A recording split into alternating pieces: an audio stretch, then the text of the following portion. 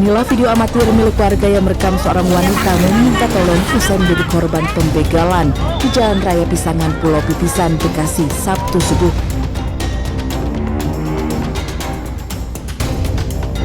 Korban mengaku merasa diikuti usai mengisi bensin di SPBU. Sang pelaku turun dari motor dan berusaha merebut motor korban.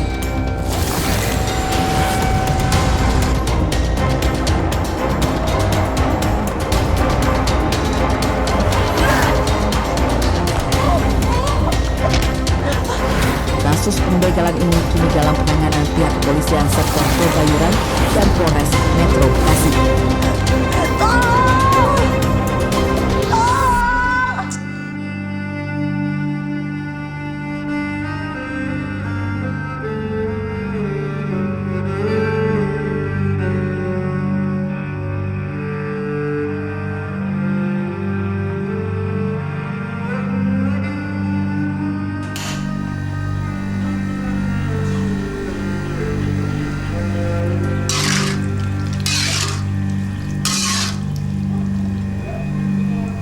Namaku Suharlina.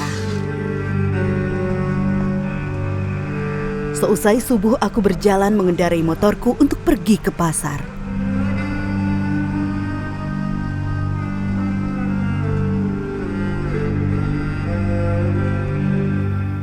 Udah hampir mau 2 tahun saya jualan macam-macam ya, macam lotek, redok, bakso, kayak gitu, mie ayam, soto ayam, kayak gitu. Saya jualan di rumah tapi pesanan di online.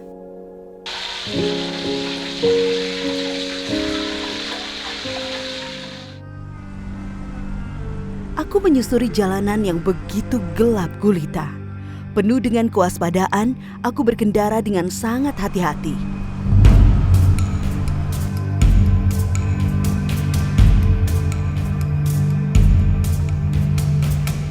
Keluar dari rumah, saya mau berangkat belanja. Setiap hari itu memang aktivitas saya buat jualan. Sekitar jam 5:10, saya di tengah jalan beli bensin. Aku berhenti sejenak untuk mengisi bensin di salah satu pom mini. Nampak 2 orang mencurigakan yang bergelagat aneh, seperti mengawasi dan membuntutiku dari belakang.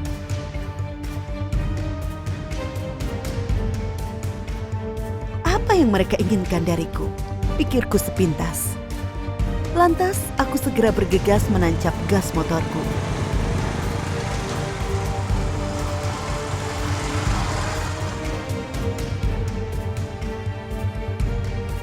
Melajukan motorku dengan kecepatan kencang, berharap aku segera sampai di pasar dan menyelesaikan belanjaanku. Pas saya jalan, dia mepet. Akhirnya dia mau ngambil kunci motor. Dia nggak hasil, akhirnya saya dijatuhin. Tiba-tiba, 2 orang yang membuntutiku menghadang laju motorku berada tepat di depanku.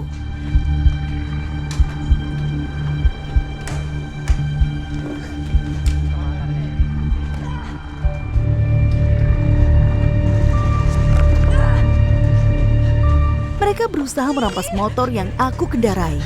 Aku berupaya dengan sekuat tenaga melawan dan menghalau mereka. Nah di situ dia ngambil motor, saya bangun untuk melawan lagi. Akhirnya dia ngejatuhin saya lagi kedua kalinya. Sampai mereka memukuliku dan mendorongku hingga aku terjatuh, terjungkal dan tersungkur ke jalan.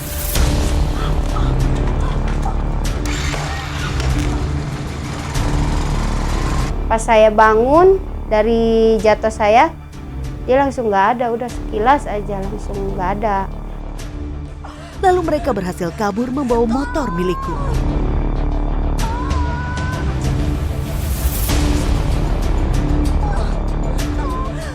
Saya minta tolong, nggak ada satupun yang nolong gitu. Ada orang satu lewat, cuma dia ketakutan ketakutan, saya takut modus gitu.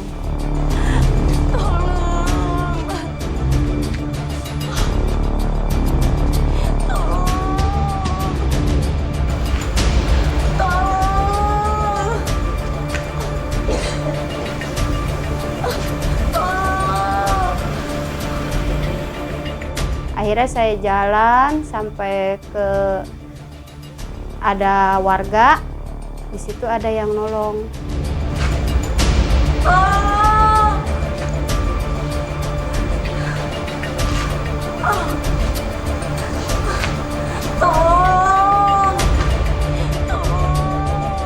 Aku berjalan di kegelapan yang hening saat itu dengan menahan perih luka di badanku dan mengkhawatirkan kondisi bayi dalam kandunganku.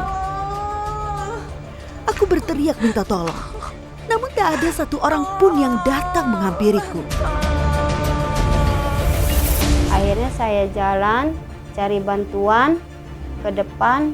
Nah di situ ada yang nolong saya. Akhirnya setelah 400 meter kemudian, nampak seorang warga mendengar teriakan minta tolongku. Lina, kenapa ibu? Tolong saya, Bu. Kamu kenapa, Lina? Ya udah, kita ke rumah sakit yuk. Gimana? Begal di mana? Coba tutup. Pintu air. Bawa pulang, Bang. Ya, jemput kita. Ayo. Oh, tadi berdua itu. Iya. Udah, ajak kabur aja. Enggak, Bang, dari tadi saya sepi banget. Saya ya udah jauh. Mana, Bang? Tadi orang bilang ada yang begal. Saya minta tolong lainnya. Kadang malah pada kenceng. Ya takutan kan zaman sekarang mah.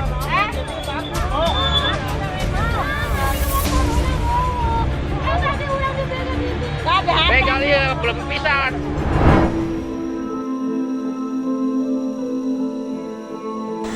Gimana keadaan anak saya, Dok? Dok, dia baik-baik aja kan, Dok? Ia membawaku ke sebuah klinik untuk mendapatkan perawatan segera. Tuhan yang maha baik, Tuhan yang maha pengasih dan penyayang, Tuhan yang memberiku hikmah atas kejadian yang menimpaku ini. Alhamdulillah, Bu. Kondisi kehamilan Ibu baik-baik saja. Yang penting Ibu istirahat yang cukup dan jangan lupa minum obatnya ya.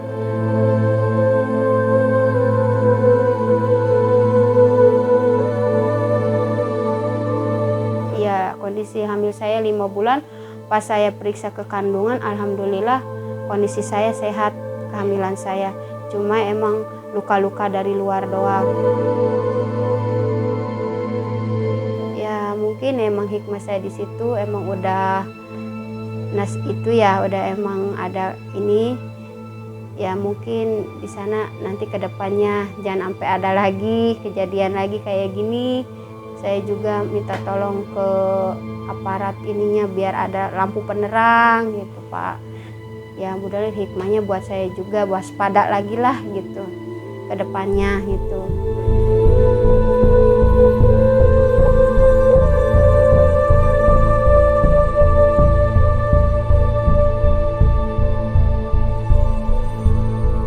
Aku sekarang harus lebih bisa menjaga diri untuk sang bayi dalam kandunganku. Berusaha lebih tegar dan ikhlas karena aku masih dapat melanjutkan hidupku ini dengan penuh rasa syukur atas keselamatan yang diberikan Tuhan kepadaku.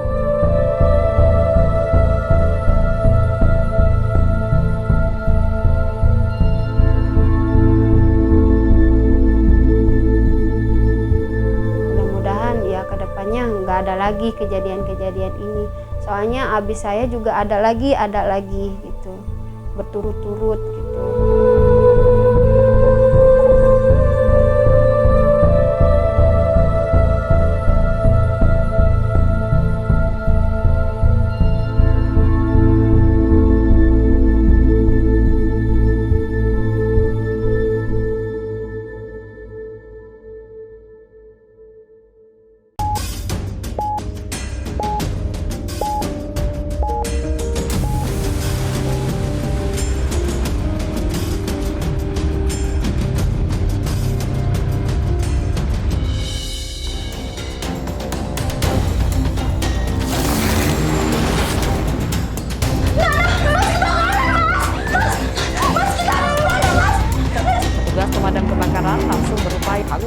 awas api, sejumlah warga panik dan berusaha memadamkan api dengan alat seadanya.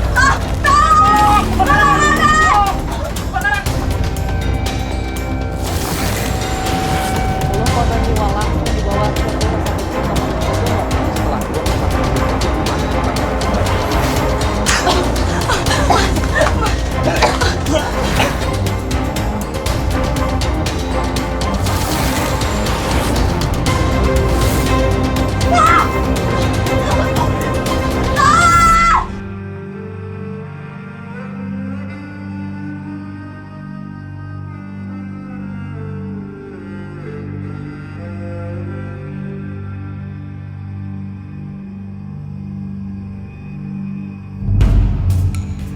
Namaku Fani. Aku memiliki sebuah kenangan pahit yang masih membekas di pikiranku. Semua kejadian naas yang merenggut tempat tinggalku, tetanggaku, dan harapan kehidupan keluarga kecilku.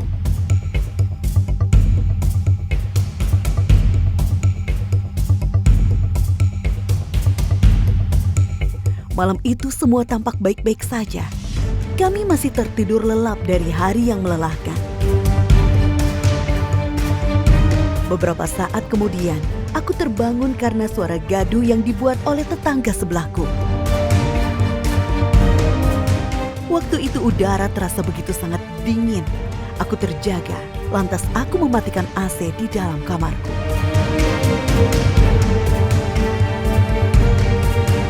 Kejadiannya pukul 4 pagi ya. Saya juga nggak ngerasa kalau mau ada kejadian itu kebakaran. Jam 4 saya bangun. Seperti biasalah, kegiatan seperti biasa saya bangun, saya matiin AC. Jam 4 itu posisi jam 4 pagi. Saya matiin AC karena saya menunggu azan untuk sholat subuh. Saya tidur lagi. Aku melihat waktu belum menunjukkan saat azan subuh. Aku kembali tidur terlelap. Kurebahkan badan ini yang teramat lelah di tempat tidurku.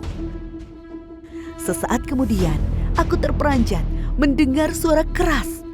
Evan, seorang anak kecil dan seorang ibu-ibu tetangga sebelahku, berteriak sangat gaduh hingga memekikkan telingaku. Anak saya kepanasan, lihat depan udah merah semua. Begitu buka pintu, itu motor udah kebakar, udah nyala ke atas semua, ke plafon.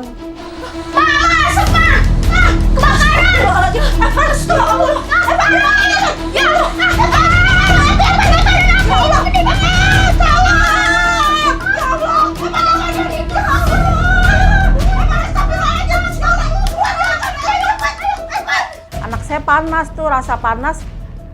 Ngelihat jendela merah semua, dia buka pintu. Begitu buka pintu, ngelihat api di motor tuh udah nyala semua ke plafon. Dia masuk lagi, "Mama, kebakaran." Saya loncat keluar, teriak sama dia, "Kebakaran!" Evan dan ibunya berhamburan menyelamatkan diri. Kobaran api yang begitu ganas melahap seisi bangunan yang berjajar-jajar satu sama lain. Percikan api semakin membesar.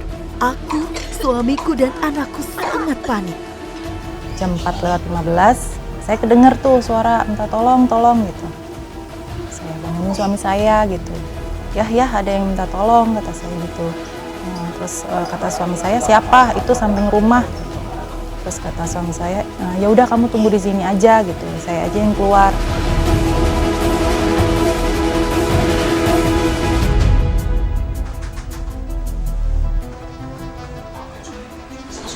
Mas, siap-siap subuhnya, Mas.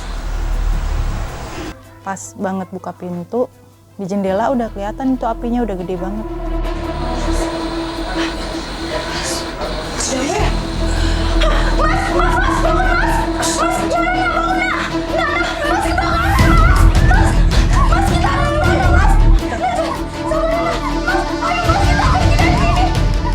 Pas buka pintu, bener api udah gede banget, ngebakar 2 motor tetangga saya gitu, samping kontrakan.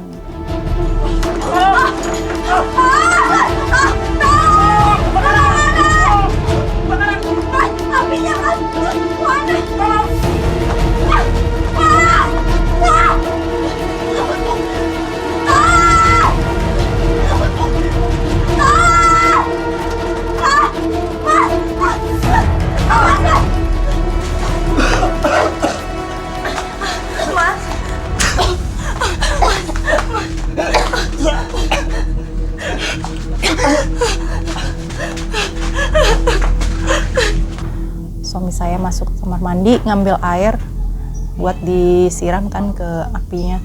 Bukannya tambah kecil, itu api tambah gede gitu.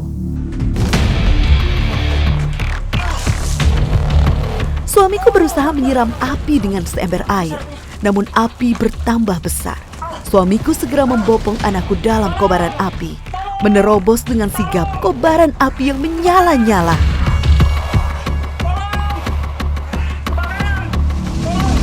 Kata suami saya gini, mana anaknya gitu. Anak saya masih tidur pules kan di situ. Gitu. Terus saya ambil anak saya tarik, saya kasih ke suami saya gitu. Terus dievakuasi sama suami saya. Dan saya nggak sempat juga ngambil harta benda, apalagi dokumen-dokumen semua nggak terbawa gitu.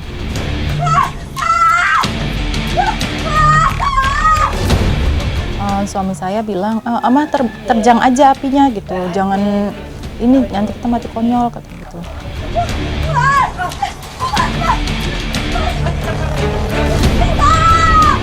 Yang korban yang meninggal, yang samping saya tuh satu keluarga 5 orang Padang.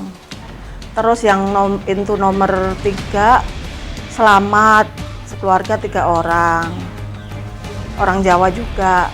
Terus yang terakhir pintu nomor 4 meninggal semua sekeluarga. Sungguh naas aku terjebak. Aku terkurung dalam lingkaran api yang membesar. Ganasnya kobaran api yang memerah semakin menggila. Aku berusaha dengan keras mencari celah untuk meloloskan diri. Aku menerobos puing-puing bangunan yang terjatuh dan terbakar. Aku melangkah ke dalam kepulan asap tebal. Udara begitu sesak mencekik tenggorokanku. Badan semakin lemas dan melemah. Penuh dengan keyakinan, aku berupaya menembus kobaran api di hadapanku. Akhirnya aku dapat meloloskan diri. Tanpa pikir lama, suami saya balik lagi nyelamatin saya kan. Udah kita ngelewatin api, nggak ada selang 5 menit itu, nggak nyampe deh pokoknya 5 menit. Udah tuh, habis itu nggak lama langsung meledak sehabis saya keluar dari api. Aku sangat bersyukur Tuhan masih sayang kepadaku. Aku dan keluargaku masih diberi keselamatan. Namun sungguh malang, 10 orang tetanggaku harus meregang nyawa. Inilah cerita dukaku. Cerita yang begitu membekas dan melekat dalam ingatanku hingga saat ini. Alhamdulillahnya saya sama keluarga masih dikasih selamat, diberi kesehatan gitu aja. Mungkin masih diberi kesempatan juga untuk ibadah lebih baik lagi gitu.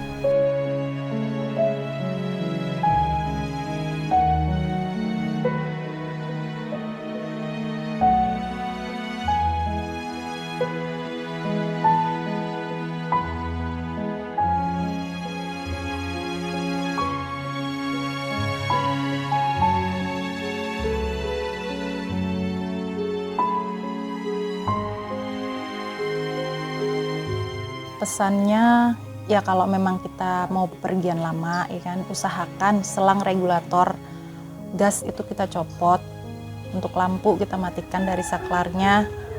Terus untuk yang merokok ya tolong kalau mau ngebuang dimatiin dulu, posisikan api yang ada di rokok itu mati. Cerita yang membuatku bisa lebih menghargai waktu hidupku dan lebih menyayangi seluruh keluarga dan orang di dekatku.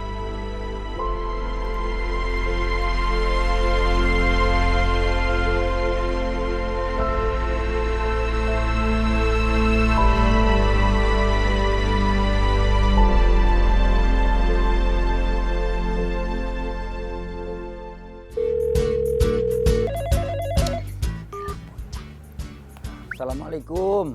Waalaikumsalam. Ibu lagi ngapain? Jaelah pakai nanya. Kagak usah basa-basi dah. Kamu emang mau minta apaan? Pakai nanya ngapain? Aku mau minta maaf, Bu. Kan udah mau bulan Ramadan. Tumben amat. Emang apa? Ya kan sebelum puasa kita harus minta maaf, Bu. Terutama sama orang tua. Supaya puasa kita diterima sama Allah Subhanahu wa Ta'ala. Ya udah kalau begitu mah dah. Ya udah ke rumah aja, kalau mau minta maaf mah ke rumah langsung ya. Iya, Bu, siap. Nanti aku ke rumah ya. Titip anak-anak ya. Soalnya bulan ini lagi banyak kerjaan. Lu ada maunya aja lu begini lu sama orang tua. Yaudah deh, ya. Bocah bener-bener banget kelakuannya kalau udah maunya begini sama orang tua.